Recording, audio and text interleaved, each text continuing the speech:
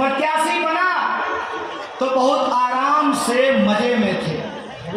ज्यों ज्यों चुनाव बीतता गया,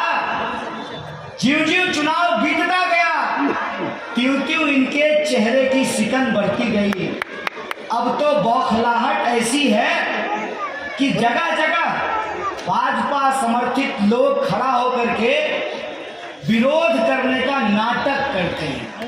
मैं नाटक इसलिए कह रहा हूं कि पहली किस्त में इन्होंने ये कोशिश करी कि बदनाम करते हैं। नकली वीडियो बनाया, 10 साल 8 साल पुरानी बात।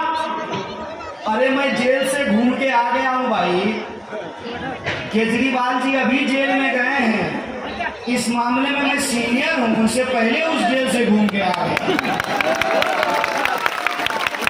इस सरकार के सबसे पहली किस्त के विक्टिम हैं हम लोग। विद्यार्थी थे, साधारण परिवार के, माँ आंगनवाड़ी में काम करती है। सरकार को लगा झूठे मुकदमे में नकली वीडियो बना करके जेल में डाल देंगे, लड़का डर जाएगा। भैया मैं बिहारी हूँ, मैं इतनी आसानी से डरने वाला नहीं हूँ। आपको मालूम नहीं है हमारा इतिहास कि भजनपुरा जाने वाली जो सड़क है, जिसका चौड़ीकरण का वादा किया था इस उत्तर पूर्वी दिल्ली के सांसद, करोड़ों का टर्मिनल बन करके तैयार है। बस और ई रिक्शा कैसे भिड़ता है आमने सामने। आप आते सड़क से तो पता चलता 10 साल पहले आपके सांसद ने जो 2 गांव गोद लिए थे सभापुर में और चौहान बस्ती में, कैसे उस इलाके में नल में पानी नहीं आता, नाली से पानी बहता है कैसे। सीधे आपसे 2-4 बात करूंगा, अपनी दिल की बातें कहूंगा, क्योंकि मन की बात तो कोई और सुनाते हैं। आज आए थे, हुजूर आते आते बहुत देर कर दी। 10 साल लगा है साहब को, 10 साल। यमुना के उस किनारे से इस किनारे आने में साहब को 10 साल लगा है। अगर चाहा तो अभी आदरणीय प्रधानमंत्री जी नई दिल्ली से चलकर उत्तर पूर्वी दिल्ली आए हैं। आपने चाहा तो पूरी की पूरी सरकार को यमुना पार लेकर के आएंगे। तो मैं ये पूछना चाहता हूं कि कल भाजपा के भेजे गए गुंडे के द्वारा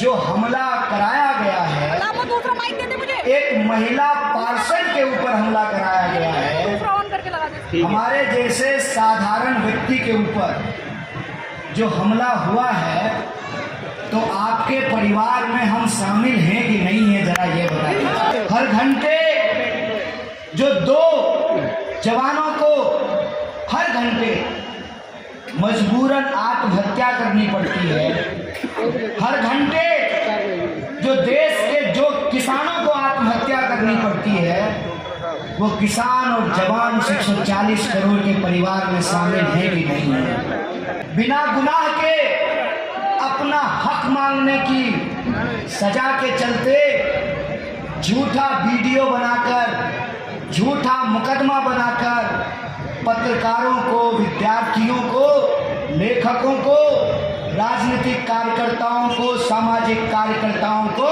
जो जेलों में बंद करके रखा गया है, उनका परिवार 140 करोड़ लोगों के परिवार में शामिल है कि नहीं है।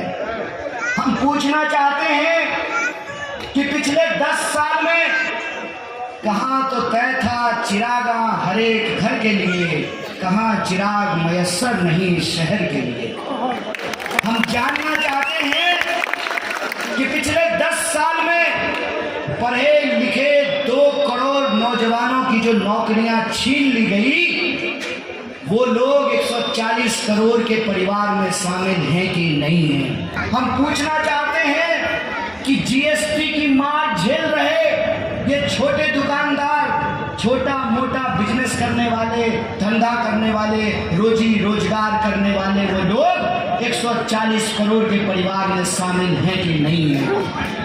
हम पूछना चाहते हैं कि एमपी बनेगा 5 साल के लिए, प्रधानमंत्री बनेंगे 5 साल के लिए, विधायक बनेगा 5 साल के लिए, पार्षद बनेगा 5 साल के लिए, लेकिन जिन नौजवानों के, गरीब के बच्चों को नौकरी मिलती है सेना में, अग्निवीर के चलते जिन नौजवानों का सपना छीन लिया गया, उन अग्निवीरों का परिवार 140 करोड़ के परिवार में शामिल है कि नहीं है?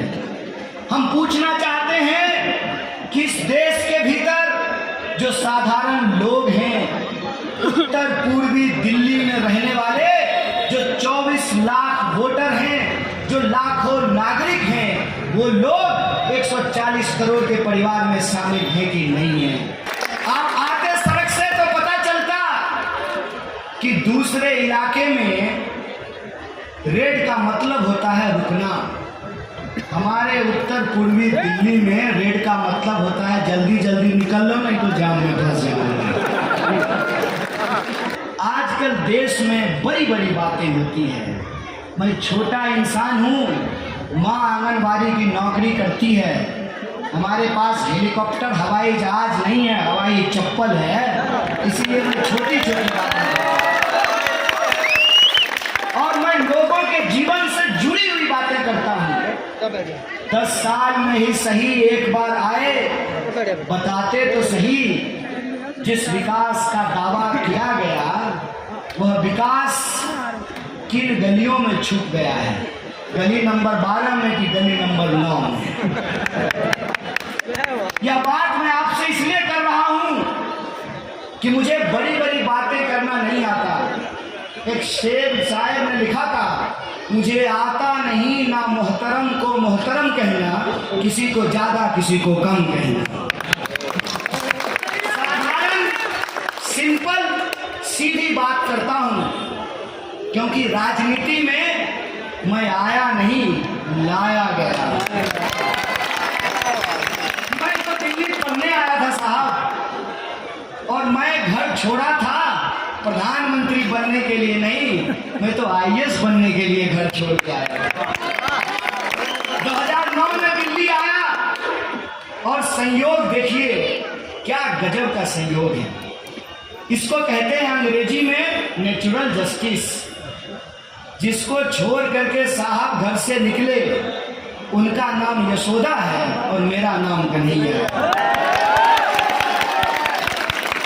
इसको कहते हैं संयोग कि मैं पैदा हुआ गंगा किनारे और वक्त ने, हालात ने और लोगों के जज्बात ने यमुना किनारे ला करके खड़ा किया।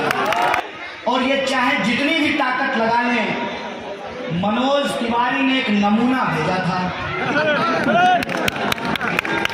उनको लगा कि इसके ऊपर हमला कर देंगे तो ये घबरा जाएगा। अरे पूछ तो लेते जैसा के पप्पा को,